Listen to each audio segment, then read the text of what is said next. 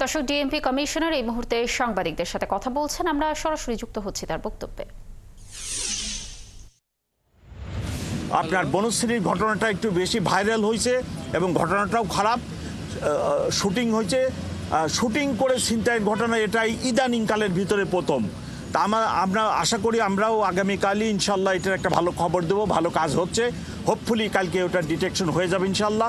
এবং সবার কাছে অনুরোধ, ঢাকাবাসীর সবার কাছে অনুরোধ, আসেন সম্মিলিতভাবে আমরা এই ধরনের অপরাধ, এই যে এটাকে ইংরেজিতে বলে স্ট্রিট অফেন্স, হ্যাঁ, পেটি স্ট্রিট অফেন্স, এটা পৃথিবীর তৃতীয় বিশ্বের অনেক দেশেই হয়। সম্মিলিতভাবে যদি আমরা চেষ্টা করি এই অফেন্স থেকে আমরা বের হয়ে আসতে পারবো। মাননীয় কমিশনার, আপনি বলছেন ঢাকাবাসীকে সম্মিলিতভাবে সহযোগিতা করতে। আজকে সন্ধ্যার সময় রাত্রেবেলা একটা ঘটনা ঘটেছে, আইন নিজের হাতে তুলে নেওয়া হয়েছে। ছিনতাইকারীর সন্দেহে দুজনকে পেটানো হয়েছে, ঝুলিয়ে পেটানো হয়েছে। এতে সাধারণ মানুষ সে আইন নিজের হাতে তুলে নিচ্ছে, ঘটনা কিন্তু বাড়ছে।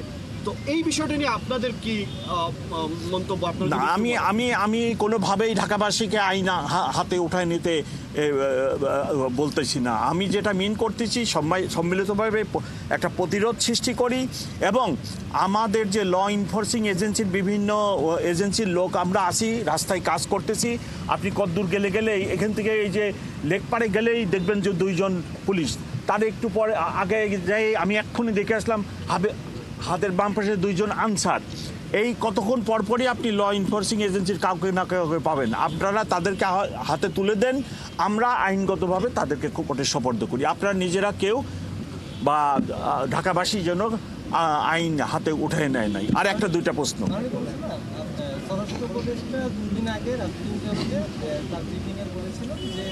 আওয়ামী লীগের দোষরে এসব করছে। আপনারা যে এতদিন ধরে যে অভিযানগুলো করছেন এর মধ্যে কি রাজনৈতিক না, এটা স্যারকেই প্রশ্ন করবেন, স্যারকে করবেন। স্যার প্রায় মিডিয়ার সামনে আসে, স্যারকে করবেন।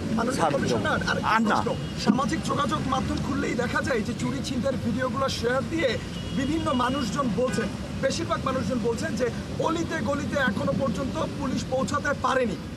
আপনি আসলে আপনার জায়গা থেকে এই জন্যই তো ঢাকাবাসীর সাহায্য সহযোগিতা দরকার।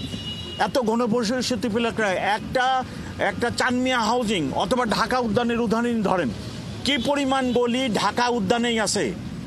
এত ল এনফোর্সিং এজেন্সির লোক কি সরকারের আছে?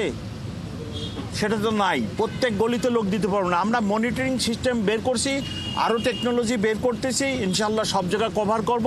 আমরা চিহ্নিত সন্ত্রাসীদের যদি আটকাতে পারি তাহলে দেখবেন যে এই ঘটনা কমে গেছে। সকলকে ধন্যবাদ। Thank you.